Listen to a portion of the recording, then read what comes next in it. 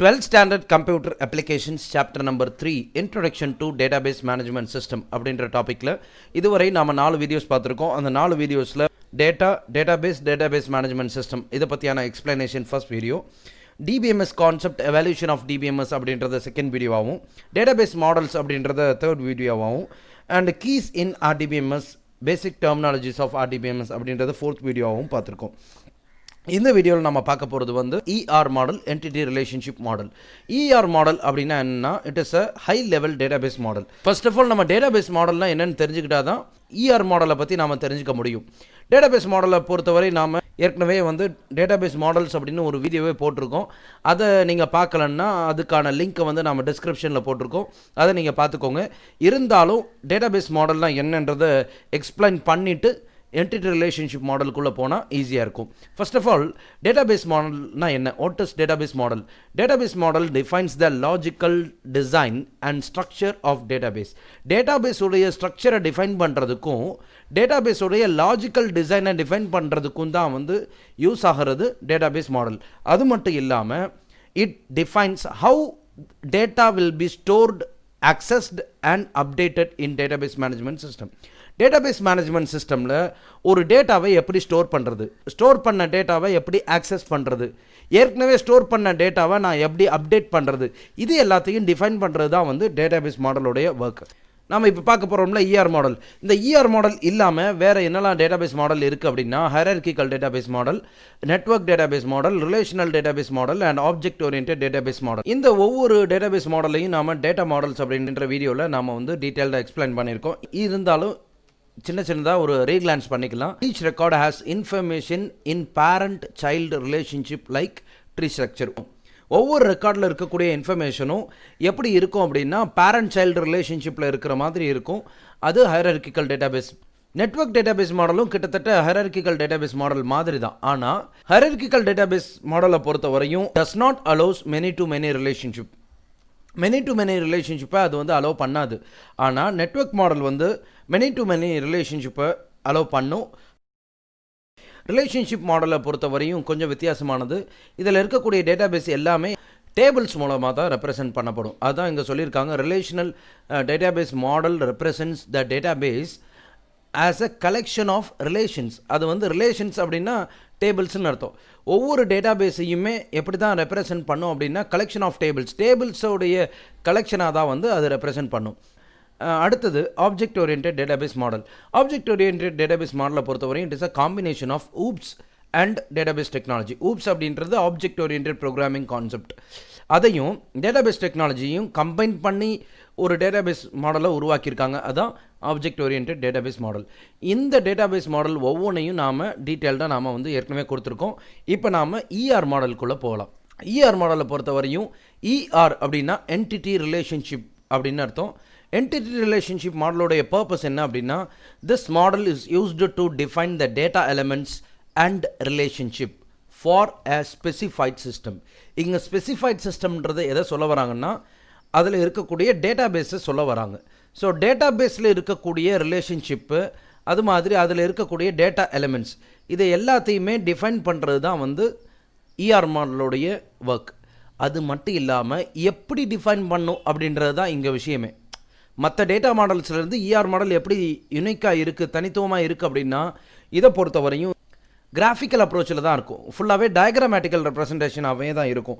உதாரணத்துக்கு சொல்கிறதா இருந்தால், இப்போது இது வந்து ஒரு எக்ஸாம்பிளுக்காக உங்களுக்கு காட்டுறது. இது டேட்டாபேஸில் இருக்கக்கூடிய ஒவ்வொரு டேபிள்ஸும் இப்படி தான் ஒன்று ரிலேட் பண்ணிக்கும். அதனால தான் நாம் அதை என்டிட்டி ரிலேஷன்ஷிப்னு சொல்கிறோம். இப்போ ப்ராடக்ட் அப்படின்றது ஒரு என்டிட்டி, அண்ட் அப்பேரல் அப்படின்றது ஒரு என்டிட்டி, ப்ராடக்ட் கலர்ஸ்ன்றது ஒரு என்டிட்டி, கலர் அப்படின்றது ஒரு என்டிட்டி, கேட்டகரிஸ் அப்படின்றது ஒரு என்டிட்டி, ப்ராடக்ட் கேட்டகரின்றது ஒரு என்டிட்டி. இப்போ என்டிட்டி அப்படின்ற வார்த்தை யூஸ் பண்ணுறோம்ல. என்டிட்டின்னா என்ன?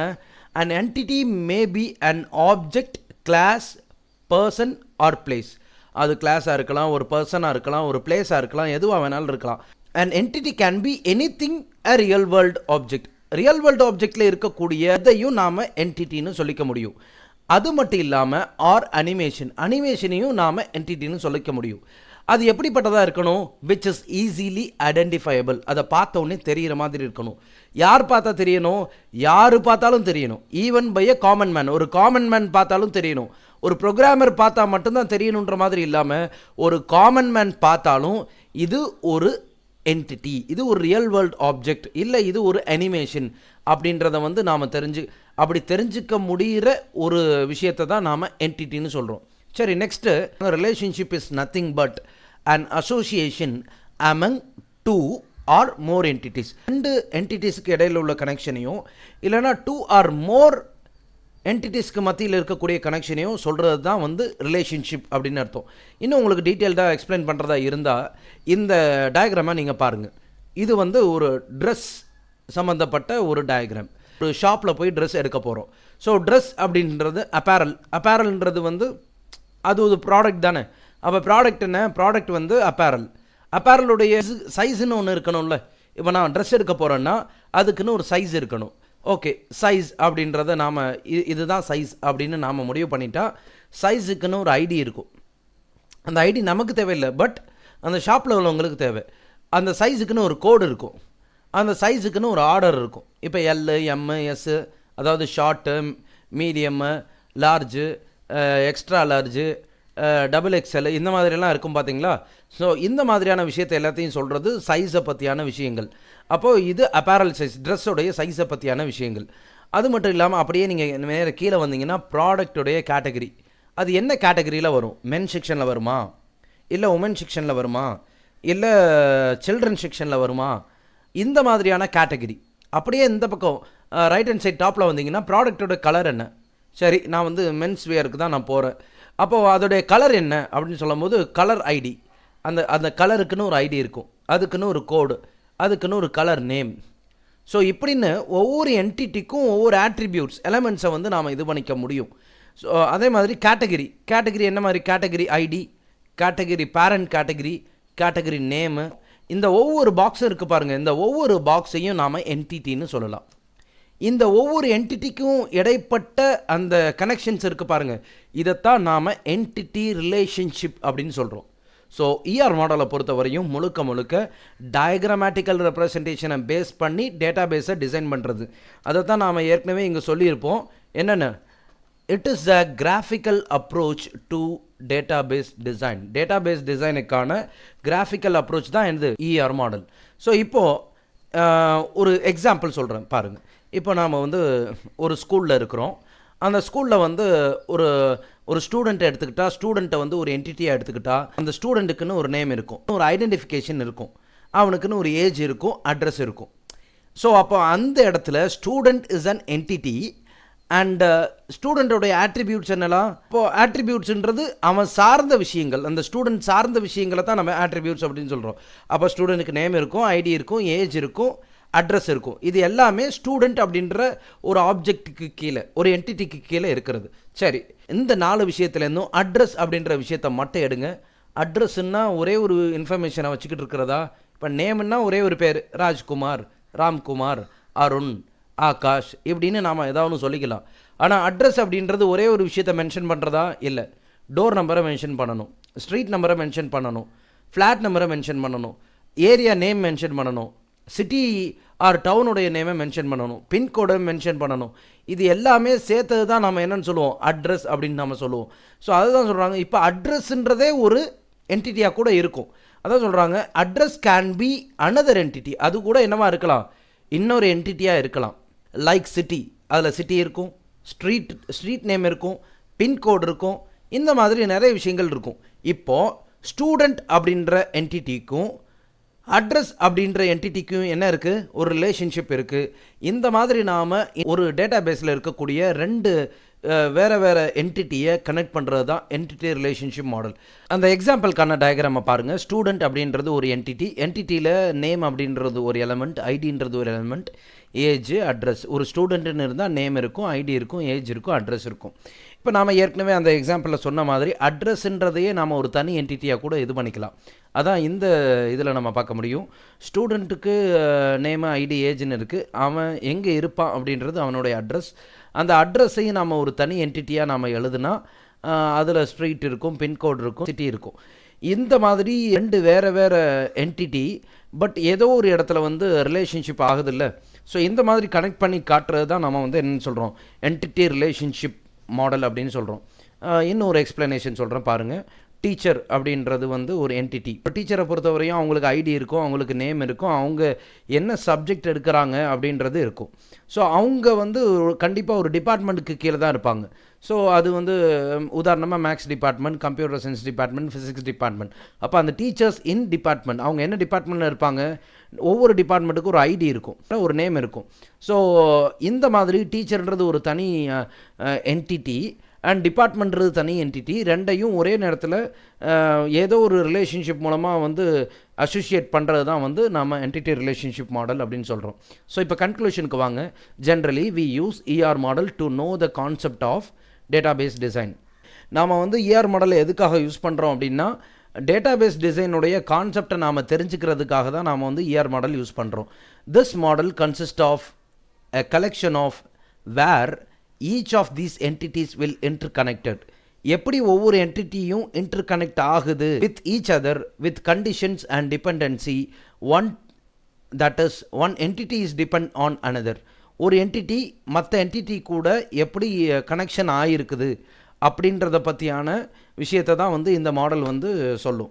அதான் சொல்கிறாங்க, this model consist of collection of where these entities are connected. எங்கே இது கனெக்ட் ஆகுது, ஒன்னோட ஒன்று எங்கே கனெக்ட் ஆகுது, with each other with condition, ஒரு கண்டிஷனை பேஸ் பண்ணி, அதுக்கு டிபெண்டன்சி, அதுக்கு தகுந்த மாதிரியான ரிலேஷன்ஷிப்பை பேஸ் பண்ணி எந்த இடத்துல இது போய் இன்டர் கனெக்ட் ஆகுது அப்படின்றத பார்க்குறது தான் இந்த மாடலுடைய ஒர்க். அதான் சொல்கிறாங்க, one entity is depend on another. ஒரு என்டிட்டி இன்னொரு என்டிட்டி கூட எப்படி கனெக்ட் ஆகுது அப்படின்றத தான் இந்த மாடல் வந்து டயக்ராமேட்டிக்கல் ரெப்ரசன்டேஷனாக வந்து நமக்கு எக்ஸ்பிளைன் பண்ணும். ஸோ இந்த மாடலுடைய அட்வான்டேஜை பொறுத்தவரையும் கான்செப்சுவலி இட் இஸ் வெரி சிம்பிள். நாம் வந்து கான்செப்டாக நாம் பார்க்கும்போதே நாம் இந்த மாடலை பொறுத்தவரையும் ரொம்ப ஈஸியாக இருக்கும். Better visual representation. விஷுவல் ரெப்ரசன்டேஷன்னா டயக்ராமேட்டிக்கல் ரெப்ரசன்டேஷன் தான். அதை பார்த்தாலே நமக்கு ஓரளவு ஐடியா கிடச்சிரும். இதை பற்றி தான் பேசுகிறாங்க, இதை பற்றி தான் ஒரு மாடல் க்ரியேட் பண்ணியிருக்காங்க, இந்த என்டிட்டியை பற்றி தான் இந்த மாடல் க்ரியேட் பண்ணியிருக்காங்கன்ற ஒரு ஐடியா கிடச்சிரும். எஃபெக்டிவ் கம்யூனிகேட்டிவ் டூல் நாம் ஏற்கனவே பார்த்தோம். இந்த டயக்ராம் இருக்குது பார்த்தீங்களா, இந்த டயக்ராம் மாதிரி தான் வந்து ER மாடல் வந்து டிசைன் பண்ணுவாங்க. அதுக்குன்னு ஒரு சாஃப்ட்வேர் டூல் இருக்குது, அது ER மாடலை பேஸ் பண்ணது. MySQL டேட்டாபேஸ் சாஃப்ட்வேரில் கூட நீங்கள் இந்த மாதிரி டிசைன் பண்ணிக்க முடியும். அதை தான் இதில் சொல்கிறாங்க, effective communication tool. Communication tool பொறுத்தவரையும் எஃபெக்டிவாக இருக்கும். அதே மாதிரி highly integrated with relational model.